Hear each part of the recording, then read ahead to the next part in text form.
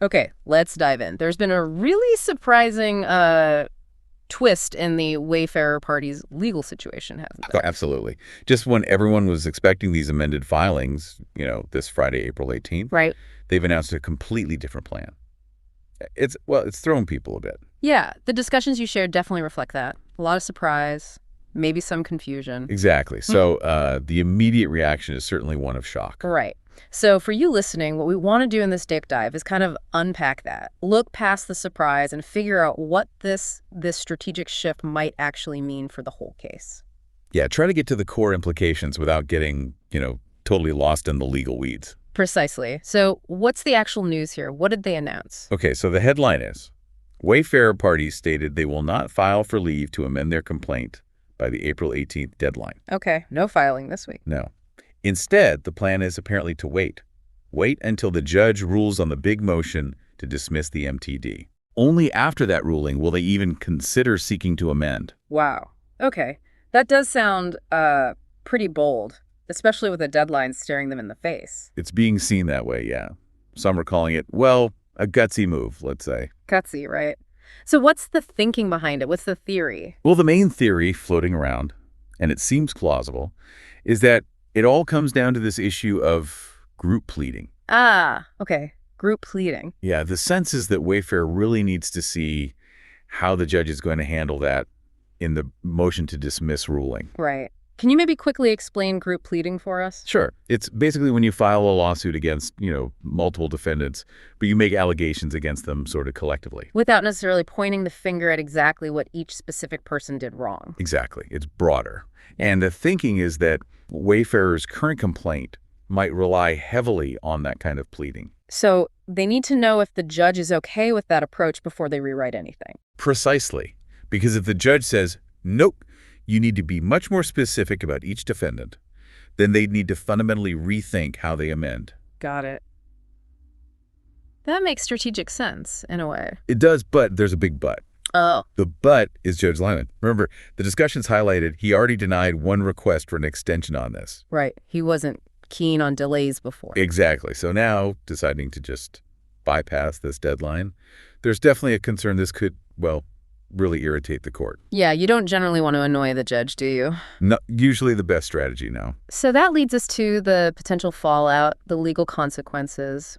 What are people worried might happen? Well, one big thing is how this makes their original complaint look. Think about it. Wayfair apparently kept saying over and over that any problems with their complaint were like minor issues, easily fixed with an amendment. Oh, right. That Right. contrast. They said it was easy to fix. Yeah, the number 70, maybe even more than 70 times came up in the discussions, saying in their legal papers, oh, any deficiency can be easily cured by amendment. 70 times. Okay, that's a lot. It's a lot of times to say something's easy. And now, when they have the chance to make those easy fixes, they don't. It does make you wonder, doesn't it? Could Judge Lyman now look at that original complaint and think, well, maybe this was frivolous all along if you're not even trying to fix it when you said you could? That's definitely a possibility being floated. It could undermine their credibility on this point. And if the judge does take a harder line because of this, what could happen to the claims themselves? Well, the really serious outcome being discussed is dismissal with prejudice. Okay, with prejudice. That sounds final. What does it mean? It means if Judge Lyman dismisses certain claims on that basis, Wayfarer can't just refile them later. They're gone for good. Wow. That would be a huge setback. A major blow, yeah. Potentially irreversible for those parts of the case. And are there other potential procedural consequences? Like, what about gathering evidence, discovery? Good question. There's speculation the judge might just hit pause on discovery altogether. Why is that? Well, if the actual claims Wayfarer is making are sort of up in the air until this MTD ruling comes out, Right. why would the court want everyone spending time and money gathering evidence for claims that might get thrown out or drastically changed anyway? Yeah, it seems inefficient. Putting the cart before the horse, maybe? Kind of. So a stay on discovery until the MTD is resolved seems like a real possibility. It would certainly slow things down. Okay, so it's risky legally. Yeah. Why take the chance? What's the potential strategic upside for Wayfarer, do you think? One line of thinking is maybe. Maybe they don't actually have the strong evidence they need right now to make the amended complaint stick. So they're hoping to find it. Possibly. Maybe the idea is to delay the amendment, hope discovery turns up something useful, and then try to amend with stronger footing. So amend later once they potentially have more ammo from discovery. That could be the play. It's a gamble, obviously, relying on finding evidence rather than having it up front. It sounds like a really significant gamble. What if discovery doesn't yield what they need? Or what if the MTD ruling goes against them? Exactly. That's the downside risk everyone's pointing out. Yeah. This could seriously backfire. How so? Well, imagine the MTD ruling comes out, and it's not favorable to them on group pleading. Okay. And now, because they skipped the deadline and maybe annoyed the judge, Right. Judge Lehman might be much less inclined to say, okay, sure, now you can have another go at amending it. So they could lose the chance to amend later because they delayed now. It's a definite risk. Uh-huh. They might find the door closed later on. They are really betting a lot on getting a favorable MTD ruling, or at least clear guidance they can work with. But it feels like there might be another layer, too. Maybe something beyond just the courtroom strategy. Possibly. Some discussions touch on the public relations angle. Well, maybe by delaying a potentially difficult amendment process, they keep the current narrative going longer. Maintain pressure, perhaps. So the legal moves might be timed partly for perception outside the court. It's possible. Complex litigation often has a PR dimension, Keeping the case active, even if uncertain, might serve some purpose there. That adds another wrinkle. Okay, what about the other side, the defendants? How does this affect them?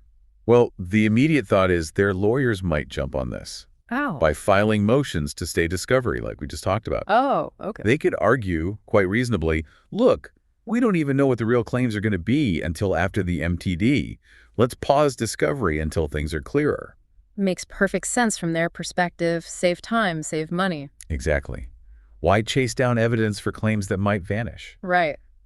Any other impacts on the defendants? There's also a bit of speculation that, for some individual defendants, this added uncertainty might make settling seem more attractive. Oh, why is that? If Wayfarer's case suddenly looks weaker or riskier because of this strategic choice, some defendants might think, maybe now's a good time to try and get out of this, especially if they think Wayfarer might be overplaying their hand. Interesting. So this move could actually encourage some settlements, maybe?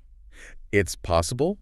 It certainly shifts the dynamics and might make some parties rethink their positions. Okay, let's circle back to that group pleading issue. You said it seems central. Can you elaborate a bit more on why it's such a linchpin here? Sure.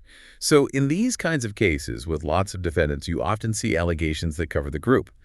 But the rules of procedure, generally speaking, require plaintiffs to give each defendant fair notice of what they specifically are accused of doing. Okay, so you can't just vaguely accuse everyone together. Not usually, no. The motion to dismiss filed by the defendants likely argues very strongly that Wayfarer hasn't been specific enough, that they've relied too much on lumping defendants together without detailing individual misconduct. So the judge's ruling on that MTD point will basically signal how strictly those pleading rules will be applied in this case. It sets the standard they have to meet. Precisely.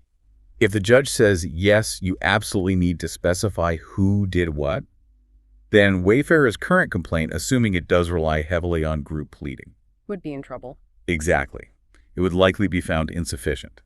And that's why they probably feel they need to wait. They need to know the rules of the game, as set by the judge, before they can even attempt to rewrite their complaint to comply. Okay, that really clarifies why they might take this risk. It's less about just being bold and maybe more about needing crucial information before they can proceed effectively. It seems like a calculated risk based on needing that specific judicial guidance, yes. But the risk element is still very high. And that brings us back to the contrast you mentioned earlier, the 70 times they said fixes were easy. Yeah, that's the part that really stands out in the discussions, that repeated assertion. Over 70 times they said, no problem, we can amend this easily. Right. And now, they're not doing it, not by the deadline anyway. It really does make you question those initial assurances, doesn't it? It does. It makes the whole situation seem much more complicated than perhaps they initially let on. Why the sudden pivot if the fixes were so simple? It definitely raises eyebrows. It certainly suggests the issues might be deeper or their strategy had to evolve pretty significantly.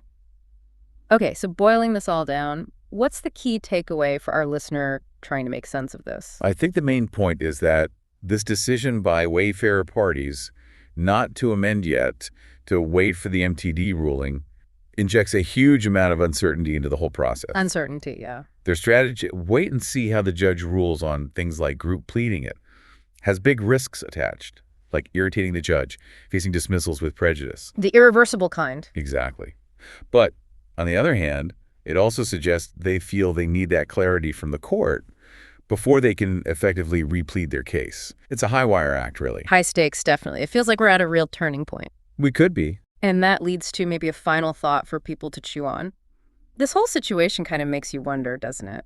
In really complex cases like this, how far can parties push strategic maneuvering? How many calculated risks can you take before you start to undermine your own credibility or just plain frustrate the court's process? That's a great question. Where is that line? Yeah, and the consequences of Wayfarer crossing it or not will really shape how these lawsuits move forward. It's going to be absolutely fascinating to see how Judge Lyman reacts to this unexpected move in the coming weeks and months. Absolutely. All eyes will be on that MTD ruling and the judge's response to this delay. It's definitely one to watch.